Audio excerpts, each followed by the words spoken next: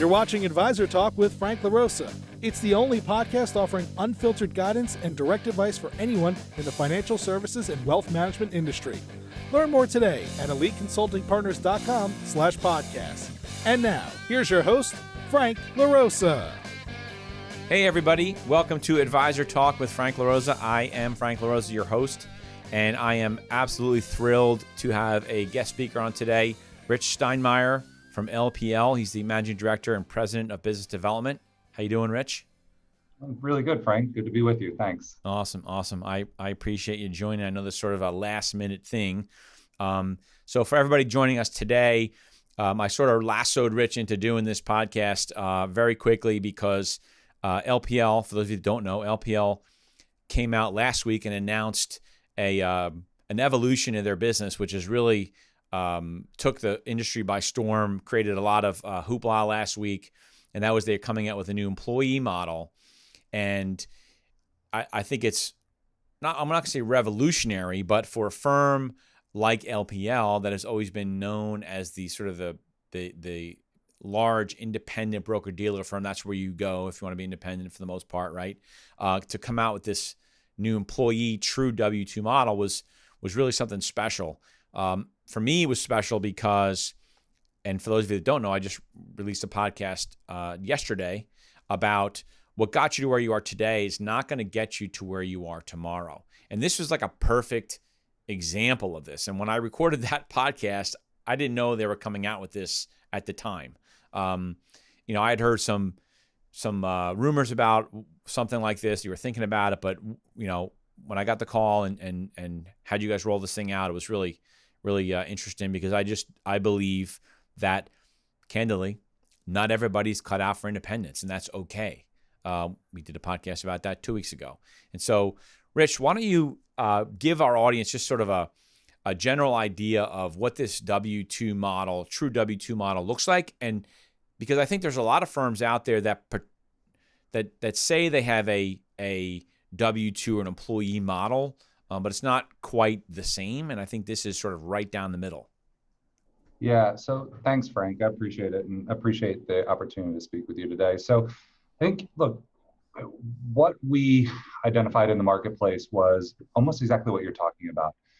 Most advisors actually would prefer to be independent, but independence sometimes can be a step too far for advisors. And so we spent a lot of time listening to advisors to identify, okay, wow, I want to be independent, but I also want a lot more support than what independence may traditionally be defined as.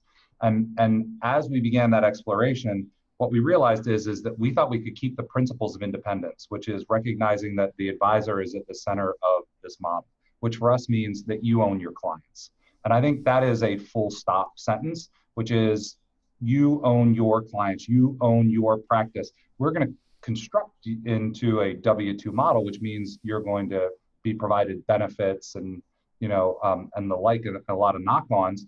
But you start with the advisors are going to own their clients. The second is they're going to be unencumbered from the way that they want to do business. So do business however you do business today inside of a compliant capacity, but we're not going to direct you have to do banking, or you have to do this much in new client growth, or you have to do this many new clients a year or you're not going to serve small clients. We don't think that's right. We think advisors are actually great to figure out how they run their best practices. So don't encumber me. Third is then figure out how to compensate me that reflects that the advisor is the center of gravity and the advisor took the risk. And I will say, go look at all of the training programs. Every advisor that comes out, if they fail, their firm does not provide a safety net for them. The advisor took the risk. The advisor put the shingle. The advisor put the blood, sweat, tears, equity into that business, and the advisor should reap the rewards of that business. And so for us, it was really important to have a payout that reflected that the economics should be delivered to the advisor.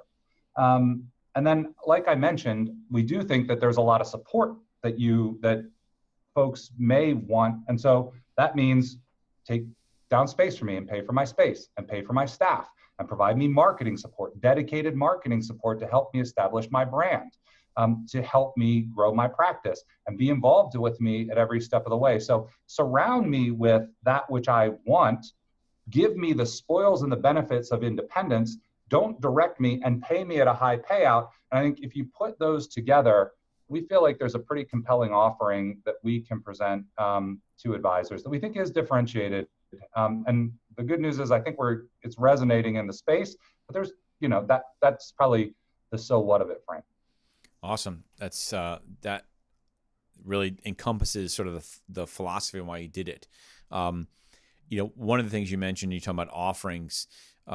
Recently, I'll say recently, I guess maybe 6 months or so now, maybe it's 9 months, right? You brought out what was called the Strategic Wealth Solution Model, which was almost what we call like supported independence. Not quite, it's not retail, not W-2, but it's also not totally independent. You pick your space, you do all of those things.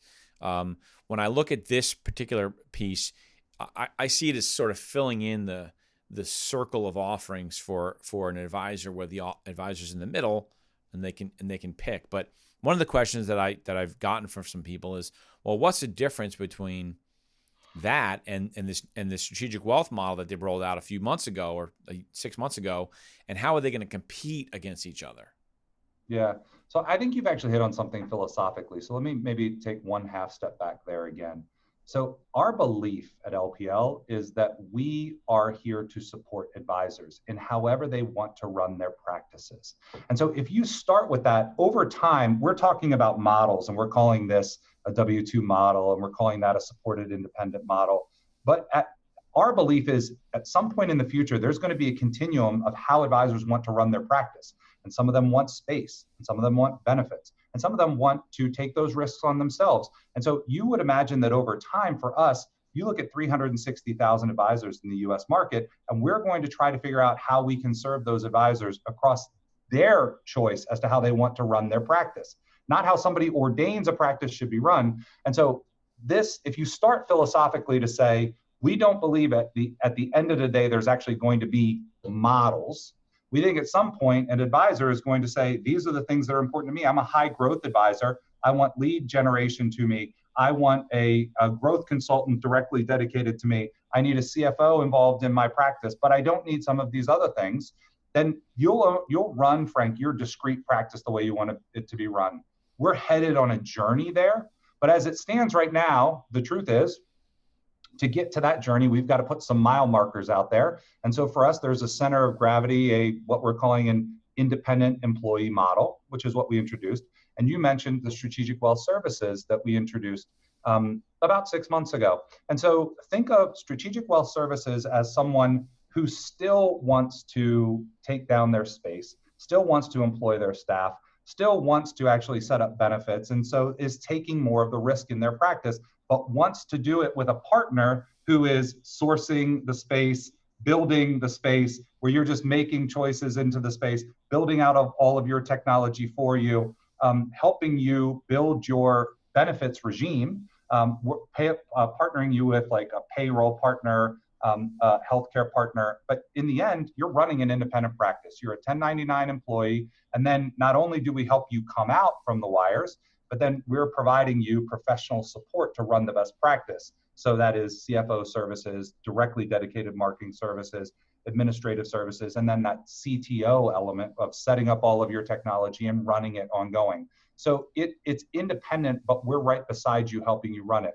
Whereas the W-2 model, a great example, right? We just have an advisor at LPL who 3 weeks ago found out about it. She found out beforehand, and she's 58 and she's been independent for the last 25 years, but she doesn't want to take down the lease, the next 10-year lease. And she's kind of away from wanting to do HR policy for her staff. And so she's wanting to take a step back in her practice, but she didn't want to leave LPL. And I think that's that circle you're talking about that we'd like to build over time, which is as your practice evolves and as you go through different stages in the development and evolution of your practice, we stay with you, and we're the ones that become malleable and fungible, and we are supporting you in different ways. And so what you have there are two different ways to support advisors, primarily coming out of the wirehouses, if I'm frank about those two different models. Sure. But advisors who may be pursuing similar ends, but one maybe a little more independence, and one a little bit more supported, but still independent minded. Our anchor point is going to be that we think that the best and brightest advisors have got it figured out and know how to be great advisors. And our job is to surround them and present them offerings and capabilities to help them run their ideal practice. But in the end, independent-minded advisors, not necessarily independent, but independent-minded advisors. Right. Yeah, I think that one of the questions that I was going to get to, but you're talking about it now, is sort of this evolution, the evolution of a financial advisor, right? We've both been in the business for a long time, and so you see an evolution of an advisor, and sort of like to your point with your this woman that works at LPL, evolution doesn't always mean like going from retail to independent, right? It's a full cycle of evolution, because eventually you don't want to take those risks, and I definitely can see that, and I would imagine that this model fits, again, the solution probably is a better way to put it, right? A solution is going to attract advisors that are tired of they've made their money, they understand there's tax benefits, W-2, 1099, all that stuff, and they just don't want to take the risks anymore, and they want to just plug into something, which I can definitely appreciate.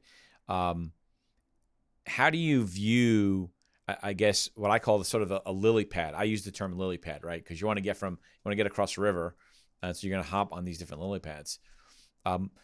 So before we get into the types of advisors that you see going here, because I do believe the large swath of these people are going to be from the W-2 space, right? How do you see advisors using your full cycle of solutions, we'll start calling it, to stay with them through an evolution, right? So again, you have W-2, and you have strategic wealth solutions, and you have independence, and you have an RIA solution. Like, do you see an advisor going through that process? And some firms have the ability for an advisor to switch sides, right? To not change jerseys. That's maybe the wrong way to put it, but switch within the company. How do you guys see that working within LPL? If an advisor like that advisor is, she's independent and she wants to go to this W-2 model, or maybe you have, they come over, then they go into the W-2 model, and then they go, wait a minute, this is not bad. I mean, I've been working from home from COVID for a year now anyway, so what's the difference? Why am I giving up 60 cents of every dollar to my firm? They don't even do anything for me. I think that's part of this is why this is a great release for you. Yeah. But how do you see this full cycle of solutions helping an advisor to stay at LPL for a longer period of time? Frank, I would tell you, we would fully embrace that model, right? So we designed these models. So, and again, they're models now, and eventually it'll just be how you want to evolve your practice, so that you would be able to move as, let's take that advisor you spoke about, and she may come out into a W-2 model because she thinks that she wants supported independence. And then at some point over time, she may choose to want to run an RIA. And so she may want to set up her own RIA. And I think for us, as we've even looked at the ways that we construct these, how do we minimize so you're not repapering, so that you can change the evolution of your practice without that disruption of having to change firms? Right. And so that is, in fact, again, you alluded to it as this circle, but that for us is surrounding the advisor with all of the different, again, models today. Eventually they'll be much more fluid than that. Ways that they want to run and evolve their practice. There won't be any queues. Like, there are certain firms that say that they support you across those, and then they stand you into a queue for 6 and 9 months. There won't be queues. It will be whatever's right for you. And I think that probably goes back to the philosophically where this firm sits. This firm isn't trying to put advisors into a box. This firm is trying to open the box and let advisors live to their fullest capacity. And that means we support them. And that means we find out what they want to become, and we adjust. We don't tell advisors to adjust to us, right? And so that means over time, they're going to want to do different things. And as they want to do different things, if they want to move W-2, and then they want to move into more of a supported independent model, and then they want to move into more comprehensive independent, or even set up an RIA, across all of that gamut, we can support them. And I think we'll build capabilities across each of those, and probably even more, So this probably won't be the end of our story as to how we would think about supporting advisors differently, and continue to introduce and really become more of a platform company than we would be discrete models company. And if you do that, I think then we stop talking about 17,000 advisors and we start saying, how do we support advisors however they want to do business? And I think it opens us up more broadly, and it opens the advisor up to really running a practice and not feeling like, oh, I have to change firms to get to new models. This is a place that I think can really, hopefully, sustain long-term relationships with advisors if we earn their business every day. Awesome. Okay, so let me get into the weeds a little bit. Yeah. And you talk about what the branch looks like, right? And so I grew up in the retail space, right? Smith Barney. I grew up as an advisor at Prudential, Smith Barney. I know what this. I have a vision of walking into a branch, and there's a receptionist, and there's all these offices, and some of them are fancy, some are not fancy. There's a guy in the corner office who's the branch manager, and then there's for those of you that have been in business long enough know what a cage is. It's not an actual cage, but it's the operations area, right? So when you talk about having an office and support, Sure. Can you just tell us, what is that office? A 5-person office, a 10-person office? Is there a branch manager on staff? When you talk about sales assistants, are you hiring sales assistants? So a lot of my clients, they have a team, they have they're doing $2 million and they have 2 assistants, and they're, and we all know, right, strong assistants really make or break a practice. And so they are the lifeblood of a really successful business, and they want to bring those people over. What does that branch look like? And I know you mentioned that you teamed up with a real estate company so that you're able to take down space quickly. But what does it actually look like? What does a branch look like?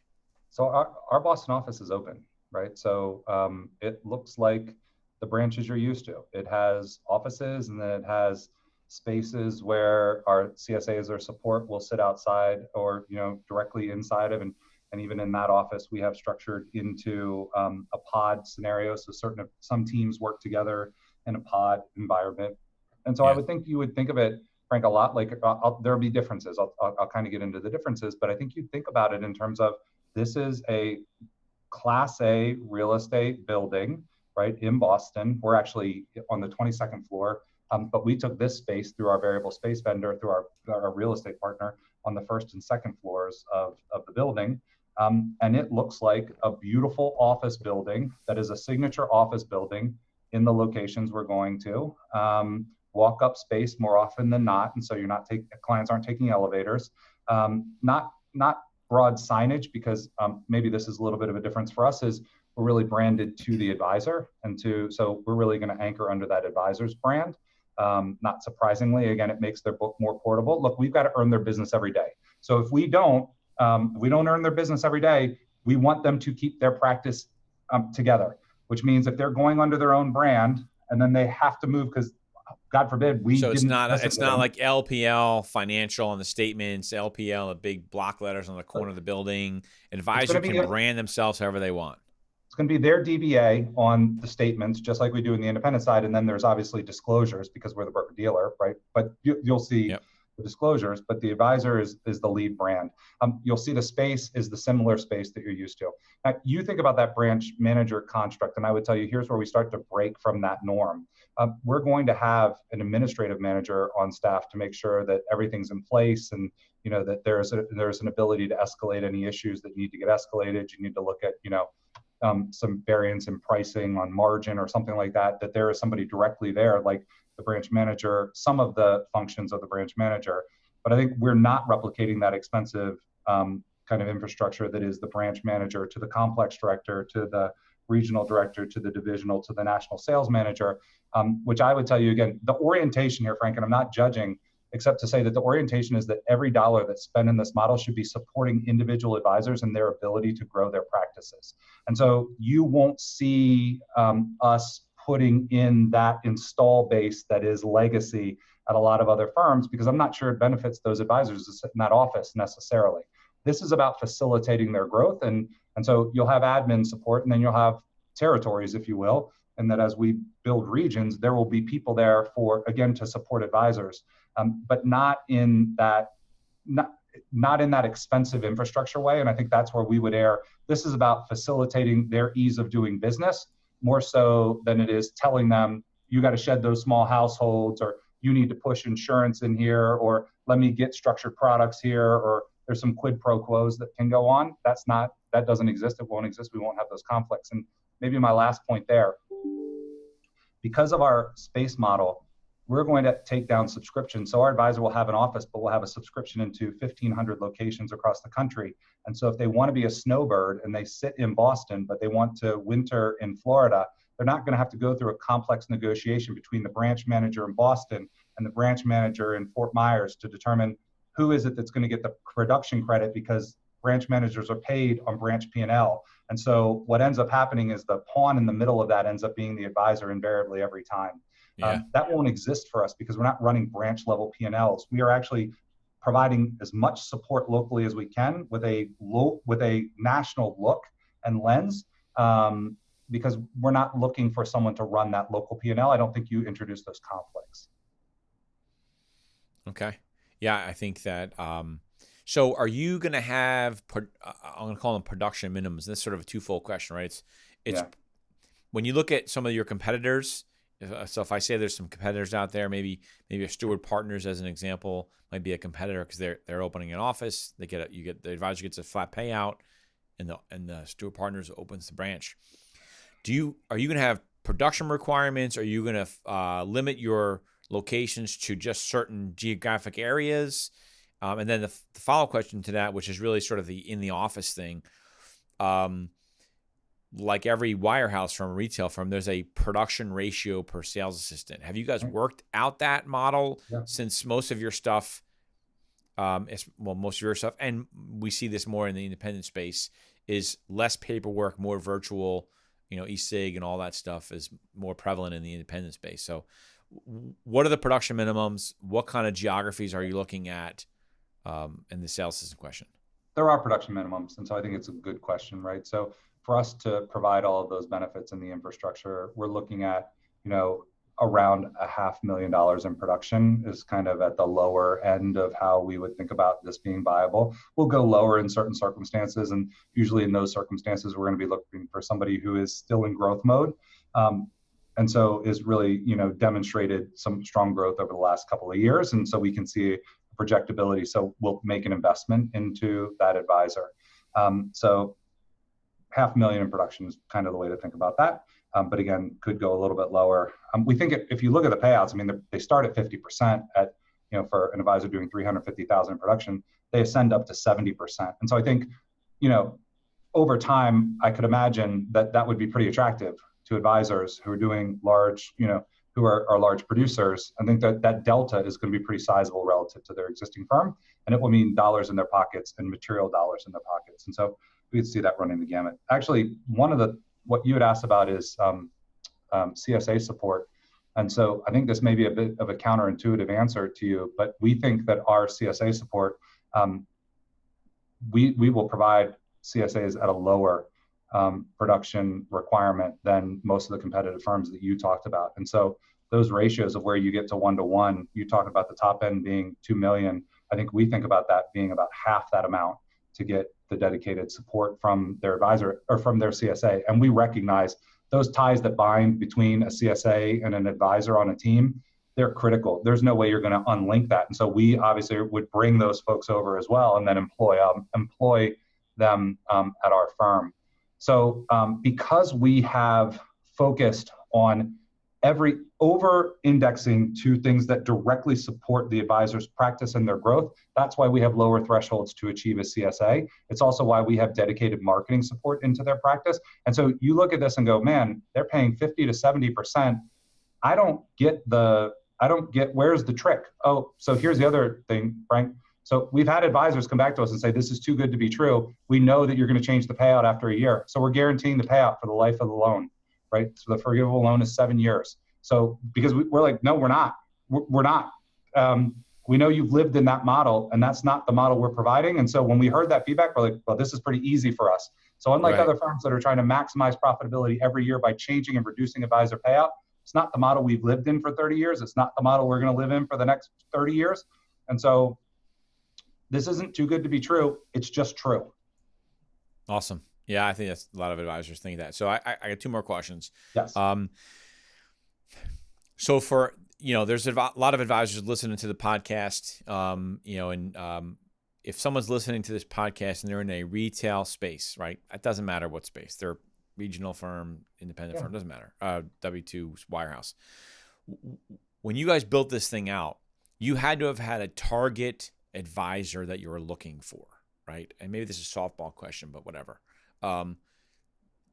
What does that advisor look like for you that you said, man, this guy, we need to find a solution for that person, that woman. What does that look like? What does she look like? Listen to the earnings every quarter for your core wirehouse firms and listen to them talk and brag about their production per FA going higher and higher and higher. And by the way, I don't begrudge them for that, but recognize that they are on a dead sprint to a private wealth model. And so those resources, the alignment of resources, by and large, are going to those advisors doing $1.5 million to $5 million in production. And there are a slew of advisors that are sitting below that $2 million, $1.5 to $2 million production below them that are being left behind, which is like, hey, you can come here, you can still hang your shingle here, but you're not really our core advisor. You're not really who we want to serve, but you can stay here while we're going through our transformation to a private wealth firm. Those are the advisors that I think are the center of gravity, dead bullseye. If you feel like your firm is focused on 500 advisors, 1,500 advisors, but there's 16,000 of you at the firm, we're looking at you and saying, that's not how this model works. This model works that you get all of the support you used to get. I had an advisor I spoke to last week, and he was like, you won't believe this. I changed firms. I went to this other firm. I brought my CSA with me, and she and I have worked together for 21 years. And guess what happened? My production hasn't ascended, and the big advisor in the corner came to me and told me he was taking my CSA. And one, it's offensive. Two, it's endorsed by the firm because it's the corner office advisor. And so who's being left in the dust and forgotten about?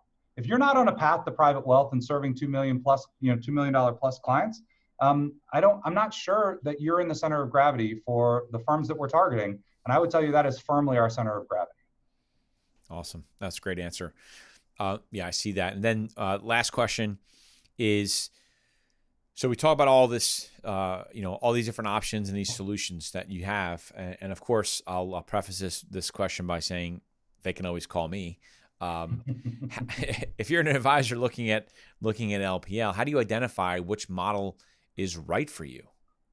Right. So of course, again, call me and I'll help you with that. But let's just say you want to call LPL directly. You didn't even let me shill for you. So I'm very transparent. Everybody that knows me know that I say what I think. So yeah, good news. Me too. Often to my detriment. So now I got a bunch of friends from the places I used to work at after they listen to this call me and just say, you're just a jerk. So the truth is, the first thing is that I think you should be really clear, or that I would be really clear with advisors. And we see this all the time. We actually, I call it finding a river guide, finding someone who can help you through that transition process and say, hey, I sit at one of the firms and I'm thinking about taking my path. And I think, Frank, your firm is an excellent example of that, right? Which is advisors need to start with, what are the goals you're trying to achieve? What is it that you want to do? Because what I told you is we're trying to build a set of offerings to surround an advisor so that it will support their goals. Going into a construct that says I need to go to a W-2 because I have to go to a W-2, that's not the right answer.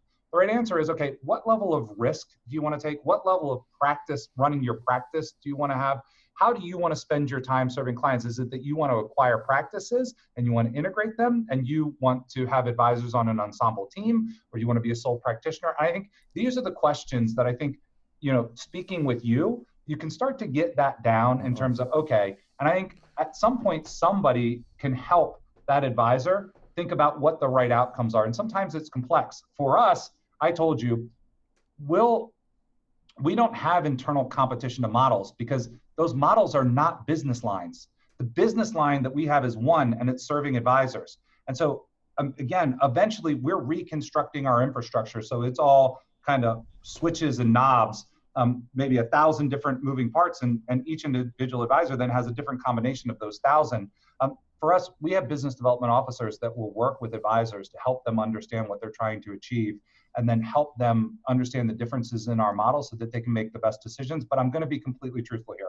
I think if you're an advisor trying to make this decision, I think you should engage a river guide. And I think you're a perfect river guide to help them, because it's a complex decision that hopefully you're going to pick a partner that you're going to be with for the next fill in 10, 20 years.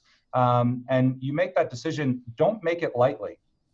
Do your due diligence. Look, not every advisor chooses to join our firm. We work hard to make sure we understand why they don't. But I'm also, not happy, but I also am appreciative when advisors are doing a lot of due diligence and have great counsel, so that they can make the best decision for themselves, for their practice and the others in their practice, for their clients and for their families. Right. Well, I appreciate that. And for those of you, that have never worked with me before or listened to my podcast, I'm very, and I appreciate the kind words. We do have a model that I love the term river guide, right? That we really help identify what the advisor is looking for in their next move. There's a lot of times where it's LPL for one reason or another, and there's some times where it's not, and that's okay, because neither party, like you don't want someone to come to LPL that really probably shouldn't be there for one reason or another. It's just not going to end well for anybody, right? It's not. You guys aren't going to be happy. The advisor's not going to be happy. They're going to look at me and be like, what were you thinking? Why'd you guide me there? Whatever. But for me, I think the reason why I wanted to do this, and I really appreciate your time, is because I've been calling for something like this for a couple of years, actually. I'm like, the firm that comes out with a W-2 model that looks just like an independent model, is gonna win. Not a independent model that smells like W-2, an actual W-2 model with all of the bells and whistles and I'll call them creature comforts of independence, being able to use technology the way it is, and social media and branding. Some of the things that just, unfortunately, for the life of me, don't understand why you can't get at some of the wires. I'll say wires. And so this to me was a pretty big deal, because for me it fits a lot of our clients, and so I appreciate you taking the time. I know this is sort of like a last minute thing, but I wanted to get ahead of it. I was getting a lot of questions, and so thank you very much. I think you did a great job explaining it, and I really appreciate it. For those that are listening, if you have questions, you can always, again, DM me at franklarosa.elite on Instagram, or DM me on my LinkedIn account, or shoot me an email at frank@eliteconsultingpartners.com. Don't forget to like and subscribe on iTunes and our YouTube channel, and also put a comment in the comment box about what you're thinking and what you'd like to see next. And so I think this was a great time. I really appreciate it, Rich. Thank you very much. And I look forward to everybody here in our next podcast, and I'll see everybody next time. Thank you very much. Thanks for watching Advisor Talk with Frank LaRosa. If you enjoyed this video, make sure to check out some of our other episodes. Don't forget to like, share, and subscribe to our channel, and we will see you back here next week.